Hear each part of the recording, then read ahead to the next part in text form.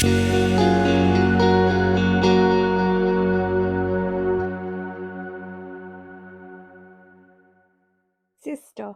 she is your mirror, shining back at you with a world of possibilities.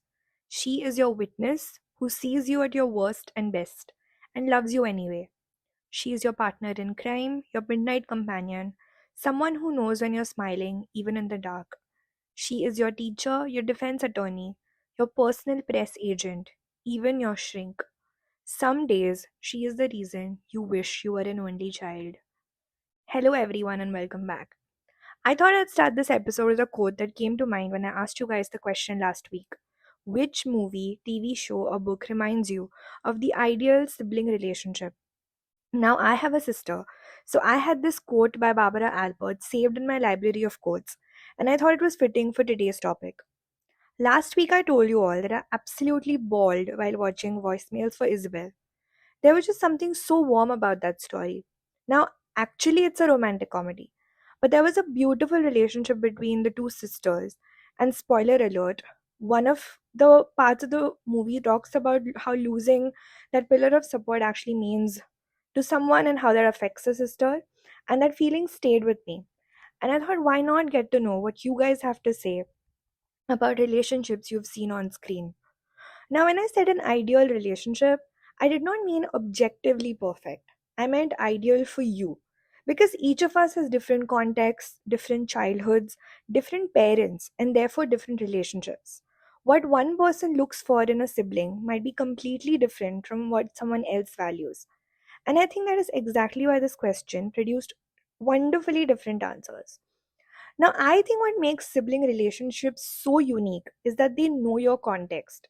They knew you before you became the version of yourself everyone else knows today. They remember stories that happened before your closest friends ever entered your life. And they know why you hate that certain relative with so much vengeance. I mean, no friend could understand that. They remember embarrassing phases you would quite like everyone else to forget. They've seen sides of you unknown to most of your friends. I mean, do you remember those teenage years when you were snapping off? Anyway, now some people have wonderful relationships with their siblings, some have incredibly difficult ones. Some of them become best friends, some have become a team against their parents. Now, some never quite get there, but they do quietly show up for each other whenever it matters.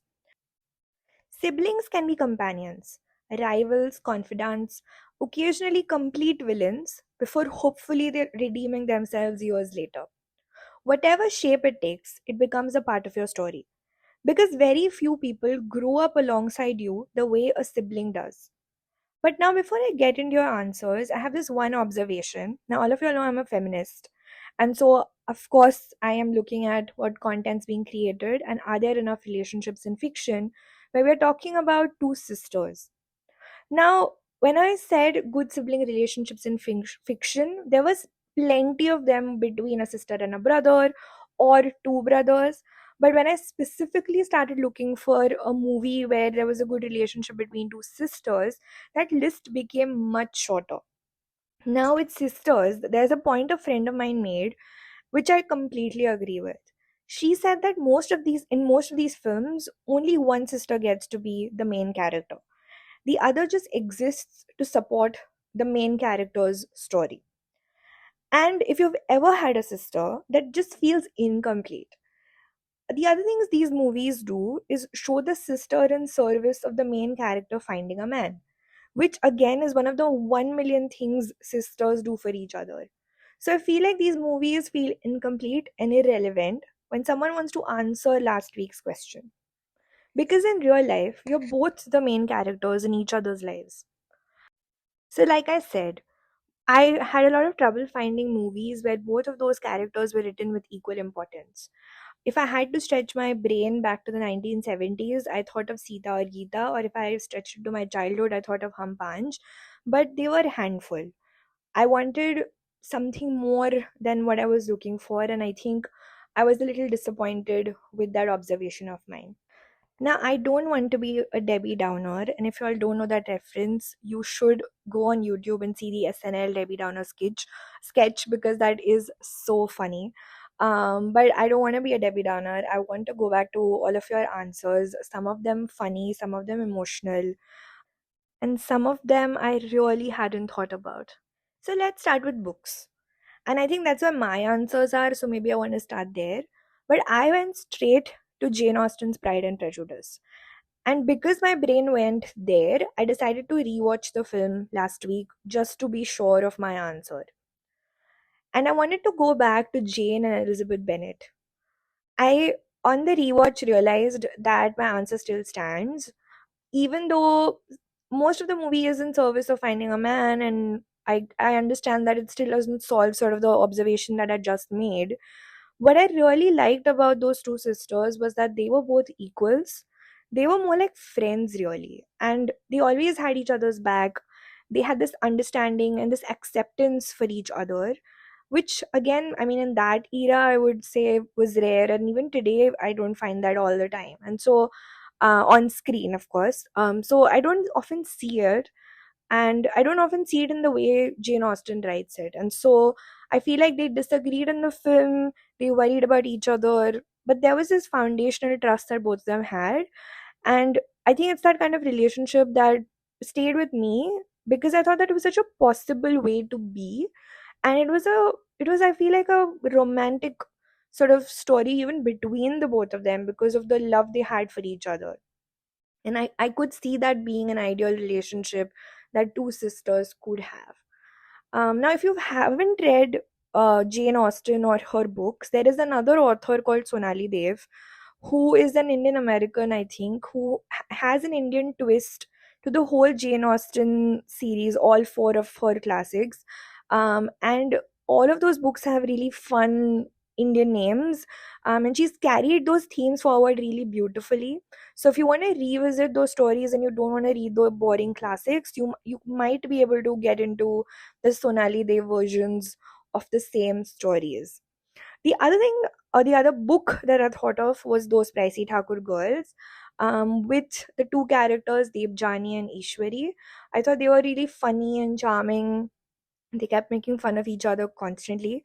But underneath all of that teasing is someone who had the other person's back.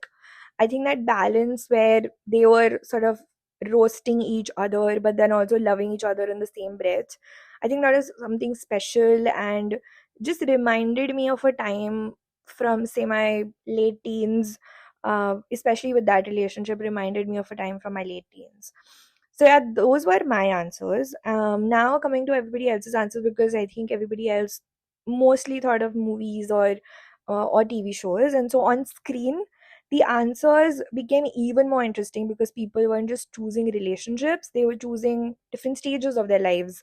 So the first person that I spoke to mentioned Hum Aapke Hai Kaun, because she was thinking about Pooja and Nisha and their close relationship. And she asked me to set aside the whole marrying her sister's husband subplot because I mean, yikes. But she thought that those sisters were best friends and you could see that acted out really well. And she really liked that relationship and the way that was portrayed, especially when she watched it as a child. But then once she grew up, I think for her, the relationship that she was looking for was, or thought was ideal, was David and Alexis from Schitt's Creek. And I personally like that relationship too. I like how they've grown into each other and they've grown to like each other, they've grown to accept each other, they've actually grown to become a family. And even though their situation got worse, not better, I think their relationship got better. And so I felt like that was such a very that was a very real thing that was shown in the TV series, and it was a great pick as well. Now David and Alexis, interestingly, were picked up by two other people. So I feel like popular. They were the popular choice, I'd say. Now, someone else mentioned Dil Dhadakne Do. Kabir and Aisha now aren't perfect siblings, but they are two people trying to navigate and survive a family that parents and treats them differently. I think the two characters understood each other's pressures, they quietly supported each other. I think even when they disagreed, there's never any question that they were on the same side. I think going back to the point that I made of siblings sort of becoming a team against the parents. I feel like Kabir and Aisha were kind of like that, and so that was another story that someone mentioned. The same person mentioned Demon Slayer. Now, this is a Japanese anime series centered around the relationship between a brother and his younger sister and the lengths he'll go to protect her.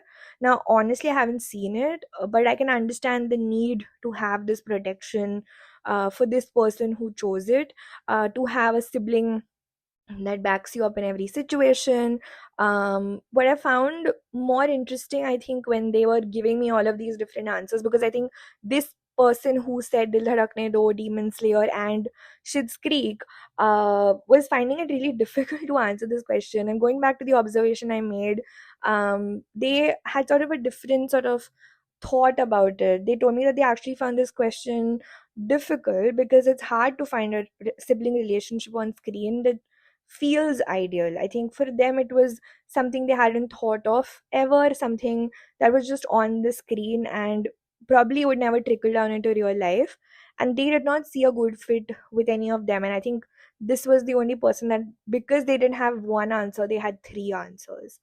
Um, Now, going to someone else in my life, they chose Fred and George from Harry Potter. I think a lot of people wanted to choose them, but again, because they had sisters, they thought they should be sort of faithful or loyal to their sibling, and so they didn't choose Fred and George, but someone else did. I would imagine the reason they chose Fred and George was that they too are the ultimate partners in crime. They are pranksters. They are a perfectly functioning unit. There's something almost enviable about that kind of complete understanding and camaraderie that those two shared. I think they were twins, I think, who made a mark in a family of seven siblings, and I can only imagine how difficult that must be within such a huge family. Another listener picked the Powerpuff Girls. Now, I feel like this person and I share the same brain cell, because this person and I were actually just disappointed by how difficult this question was, and how difficult the fact that this world doesn't have enough films or TV shows or movies with an ideal relationship between two sisters. The lack thereof, all of that was just disappointing for the both of us. She also, I think, said the same point I made, that most of these films had sisters working sort of in service of the other sister finding a man, which I said earlier on, and I think she sort of didn't agree with it, and I am on board with that idea. So this friend had to turn to cartoons instead, and I genuinely don't blame her. She loved that the three sort of Powerpuff Girls, Blossom, Bubbles, and Buttercup were what she could relate to, the energy that they had. Now, just that last line will give you an idea that I haven't watched that show either, and my first task after finishing this podcast and on this weekend is going to be trying to find the Powerpuff Girls and watching at least one episode. Anyway, come back to the back to the question. Another person said the Japanese anime war film Grave of the Fireflies. Again, I haven't seen it, so thank you for all of these recommendations. They spoke about the relationship between the two orphaned siblings and how she still thinks about it to this day, this about this film. Now, whatever I've heard about it within our discussions that we had, I've heard that it's a tearjerker. So maybe I'm gonna have to keep it saved till the day I'm in the mood for a good cry. Then there was a throwback to a childhood favorite film of mine, the film Khoobsurat from 1980, with Rekha playing Manju and another actress called Aradhana Deshpande playing her sister Anju. Now, it was one of my most favorite films from being a kid, and honestly, I have to laugh thinking about the first thought I had in my mind when this person said "Khoobsurat," and that thought was the song "Sun Sun Sun Didi Sun," and it's a really funny song. I don't know if you all have heard it, but I feel like it's such a right place, right time moment of me being a kid and listening to the song and just enjoying sort of the larkiness of it all. So it's a really funny song to look back on now, but it captures something really real, I think, about sisters showing up for each other, the comfort of being able to make fun of one another, without ever questioning the love underneath it. There is so much joy and comfort in that relationship, and I think there's just so much teasing but done with so much love. And I think for me, it was just one of those movies I hadn't thought about in a very long time, and just a really nice reminder of a good relationship shown on screen. And now finally, someone picked the film Om Jai Jagdish. Now, if you've never seen this film, it's a Bollywood film about three brothers who fight, drift apart, and eventually come back together to save their ancestral home. Now, there's nothing redeeming about this film, so I'm not going to get into it at all. But if you thought this movie was a callback to an ancient time, just generally, and if you've not heard of this title in a while, now the next thing that I'm going to do is give you the reasoning for why this one was chosen, and I hope that this was all done in jest. But this person's takeaway from the film was, I fight with my brother, but someday, hopefully, one day, we'll both be millionaires. Which made me fairly certain that both of us remember this movie very differently. Jokes aside, I think my biggest takeaway from all of your answers was this: none of us were looking for perfect stories or siblings on the screen. We were just choosing people on screen that felt like they knew us, and that's how the sibling would feel as well. We were looking for stories that maybe would represent the feeling that we have with our siblings, or the feeling that we want to have. Now, just a final note on our siblings. I think these are people who understand our parents without us having to explain them. They would quietly stand beside us when life gets difficult. They're the ones who know why we're smiling even in the dark. They know how to push our buttons, and on some days, make us wish we were only children. But also, on most days, thankful that we are not. In my case, I think the story, the way that it goes, and I'm not going to get into the detail of it because I feel like we've been going around about siblings for a while now. But I think having a sibling was the first time I believed in God, because I remember when I first found out that I was going, like, my mother was pregnant, and my dad tried to explain it to me the best way he could to a 5-year old. My question was, is it a boy or is it a girl? And my father, not knowing how to answer that question, just simply said, just pray for whatever you want. And I remember praying for a sister, and then finally, when my sister was born, and I found out that, it's a girl, and I was really excited. And I think that was the first time that I thought, oh my God, God is real. Of course, I know that that's not why it happened, it's all a coincidence. But I think for me, yeah, as a 5-year old, it was just something to believe in. And I think it was the first time in my life that I made a wish and it came true. And so I'm just glad that these people exist. They witness your story as it happens, and whether you became best friends, or you are best friends today, or if you all are partners in crime, or simply just two people who are quietly showing up for each other, or two complete strangers carrying on with their lives, there is no denying that shared history that no other person can quite replicate. This history and this relationship only belongs to us. With that said, I think that is enough sibling nostalgia for one week, which means it is time for the achievement of the week. Now, this week's achievement is fairly simple. I finally finished the TV show Veera. If you all like crime dramas, you would love this show. They're really long episodes, because again, I think because that's how British shows are made. But it's only 4 episodes per season, and if you like crime dramas, you should check it out. I really liked it. It took a little time to sort of grow on me, but then once it did, I genuinely enjoyed the show, and I loved the main character. I know I started off with her being abrasive, but over the time of the show, I genuinely ended up loving who she was, and I think she's inspired me to be more abrasive. No, I'm just kidding. I mean, she's just inspired me to own who I am and just be myself. And so I think that's a great show. I've also started a new one, but I'll speak about it if it's good. Otherwise, I'm not going to recommend it to you all. Um, the other thing that happened is one of my friends was visiting India and now she's back stateside. So there was a lot of catching up to do. And that was an important activity that we have completed this week. All those updates were needed. And now that my database is refreshed, it is time for next week's question. So before I ask the question, I just want to set up a quick context. Now, I am PMSing and there is a severe decline in my serotonin levels. And because this is my podcast, I thought I could be self serving. And so the question this week is about me. And the question is, when you think of me, what is the first adjective that comes to mind? And I will only be taking positive adjectives. I need praise this week because the mood swings are real and I just want praise. That's all. I mean, I'm being completely honest with y'all. As always, I don't just want your answer, I want your reasoning. I want to know why that's the word that came to your mind. I want to know the reasoning behind all of it. And yeah, I think that's all I had for today.